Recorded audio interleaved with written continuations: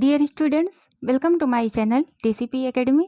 Video को देखने से पहले चैनल को सब्सक्राइब कर लें और वीडियो को अधिक से अधिक शेयर करें। डियर स्टूडेंट्स, आज का ये वीडियो छंदों की परिभाषा पर आधारित है। छंदों से संबंधित हमारे 2 वीडियोस पहले ही अपलोड हो चुके हैं। आप हमारे प्लेलिस्ट में जाकर उन्हें देख सकते हैं। आइए देखते हैं आज का ये वीडियो जो छंदों की परिभाषा पर आधारित है।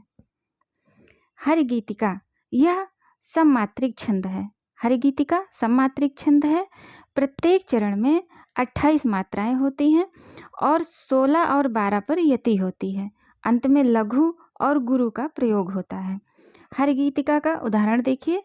अन्याय सहकर बैठ रहना यह महादुष्कर्म है। न्यायार्थ अपने बंधु को भी दंड देना धर्म है। रोला यह सममात्रिक छंद है। रोला एक सममात्रिक छंद है। इसके प्रत्येक चरण में 24 मात्राएं होती हैं। 11 और 12 पर यति होती है। प्रत्येक चरण के अंत में 2 गुरु 2 लघु वर्ण 2 गुरु या 2 लघु वर्ण होते हैं तथा 2-2 चरणों में तुक आवश्यक है रोला में। इसका उदाहरण देखिए। नित नव लीला ललित ठाने गोलोक अजीर में रमत राधिका संग रास रस रंग रुचिर में। दोहा अर्ध सम्मात्रिक छंद है। इसके प्रथम एवं तृतीय चरण में 13 मात्राएं और द्वितीय एवं चतुर्थ चरण में 11 मात्राएं होती हैं। यति चरण के अंत में होती है। विषम चरणों के अंत में जगण तथा सम चरणों के अंत में लघु होना चाहिए। सम चरणों में तुक भी होना चाहिए। सोरठा यह अर्ध सम्मात्रिक छंद है। सोरठा अर्ध सम्मात्रिक छंद है। इसके विषम चरणों में 11 मात्राएं और सम चरणों में 13 मात्राएं होती हैं। तुक प्रथम एवं तृतीय चरण में होता है। इस प्रकार यह दोहे का उल्टा छंद है सोरठा। इसका उदाहरण देखिए। बंदों गुरपद कंज कृपा सिंधु नर रूप हरि महामोह तप पुंज जासु वचन रविकर निकर। डियर स्टूडेंट्स, और उदाहरण और छंदों के उदाहरण आप हमारी अन्य वीडियो में देख सकते हैं जो पहले से ही हमारे प्लेलिस्ट में है। बरवय यह अर्ध सम्मात्रिक छंद है। जिसके विषम चरणों में 12 और सम चरणों में 7 मात्राएं होती हैं। यति प्रत्येक चरण के अंत में होती है। सम चरणों के अंत में जगण या तगण होने से बरवय की सुंदरता और बढ़ जाती है।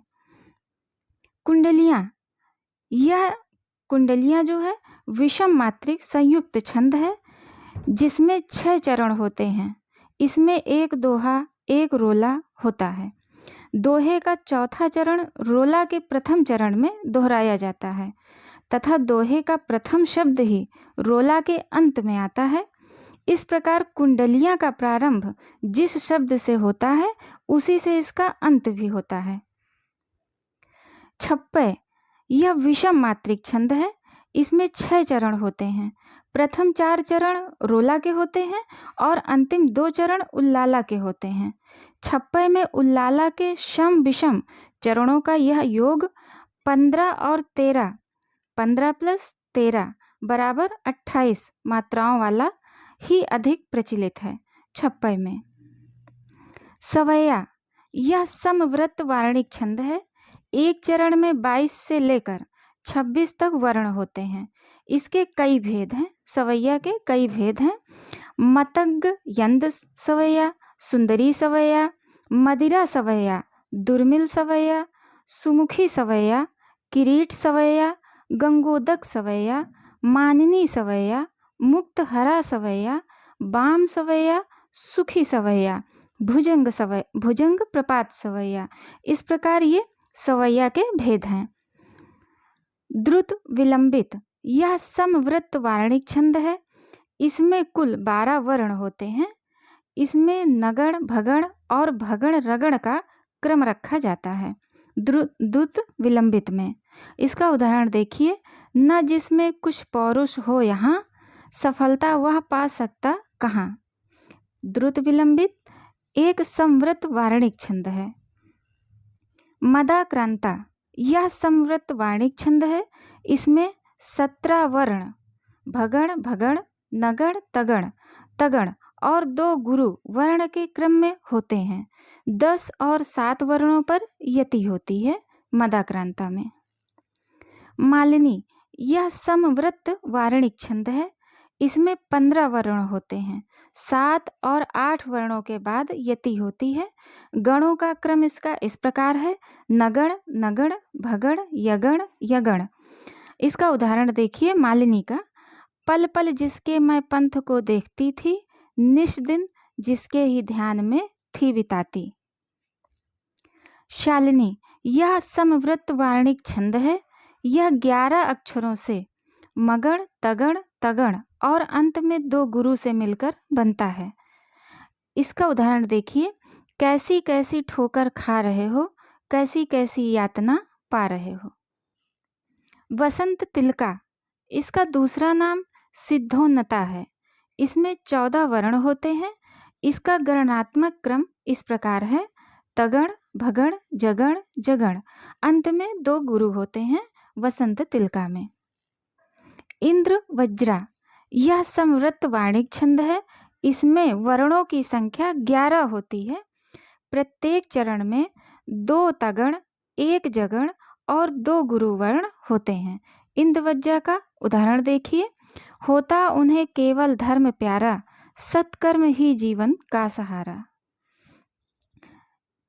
इंद्रवज्रा का ये उदाहरण है: जागो उठो भारत देशवासी, आलस्य त्यागो ना बनो विलासी।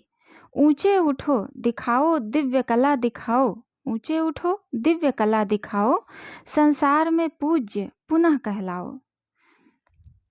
अरिल्ल यह सममात्रिक छंद है। इसके प्रत्येक चरण में 16 मात्राएं होती हैं और 8-8 पर विराम होता है। अंत में 2 लघु या 1 लघु के बाद 2 गुरु होते हैं। घनाक्षरी घनाक्षरी वार्णिक छंद है। इसमें 30 से लेकर 33 वर्णों का एक चरण होता है और 16-15 वर्णों पर प्रधान यति होती है। सभी चरण में 8-8 8-7 वर्णों पर साधारण यति होती है। अंतिम वर्ण गुरु और चारों चरणों में समान तुक आवश्यक है। सरसी छंद इसके प्रत्येक चरण में 27 मात्राएं होती हैं। 16 और 11 पर यति होती है और छंद के अंत में गुरु लघु होता है। पहली 16 मात्राओं की लय चौपाई की तरह तथा शेष 11 मात्राओं की लय दोहे के दूसरे चरण की तरह होती है। अनुष्टुप यह एक छंद है जिस छंद में पंचम अक्षर प्रत्येक चरण में लघु हो, परंतु सप्तम अक्षर केवल दूसरे तथा चौथे चरण में लघु हो। षष्ठम अक्षर प्रत्येक चरण में गुरु हो, उसे पद्य कहते हैं। पद्य को ही श्लोक या अनुष्टुप भी कहते हैं। डियर स्टूडेंट्स, हमारा ये वीडियो देखने के लिए धन्यवाद। वीडियो को अधिक से अधिक शेयर करें। प्रमाणिका में 8 वर्ण होते हैं। यह समवृत्त वार्णिक छंद है। स्वागत और भुजंगी में 11 वर्ण होते हैं। यह समवृत्त वार्णिक छंद है। वसंस्थ तोटक में 12 वर्ण होते हैं। यह समवृत्त वार्णिक छंद है।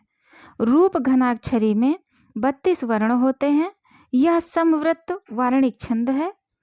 देव घनाक्षरी में 33 वर्ण होते हैं। यह समवृत्त वार्णिक छंद है। कवित्त मनहरण में 31-33 वर्ण होते हैं। 31 से 33 वर्ण होते हैं। यह समवृत्त वार्णिक छंद है। स्वगधरा में 31 वर्ण होते हैं। 21 वर्ण होते हैं। यह समवृत्त वार्णिक छंद है। चौपाई यह सममात्रिक छंद है। इसमें 4 चरण होते हैं। प्रत्येक चरण में 16 मात्राएं होती हैं। पहले चरण की तुक दूसरे चरण से और तीसरे चरण की तुक चौथे चरण से मिलती है। प्रत्येक चरण के अंत में यति होती है। चरण के अंत में जगण एवं तगण नहीं होने चाहिए चौपाई में। गीतिका यह सममात्रिक छंद है। प्रत्येक चरण में 26 मात्राएं होती हैं और 14-12 पर यति होती है। चरण के अंत में लघु गुरु विन्यास आवश्यक होता है। गीतिका का उदाहरण देखिए, मातृभूसी मातृभू है, अन्य से तुलना नहीं। डियर स्टूडेंट्स, हमारा ये वीडियो देखने के लिए बहुत बहुत धन्यवाद। कृपया चैनल को सब्सक्राइब करें और वीडियो को अधिक से अधिक शेयर करें। Have a nice day.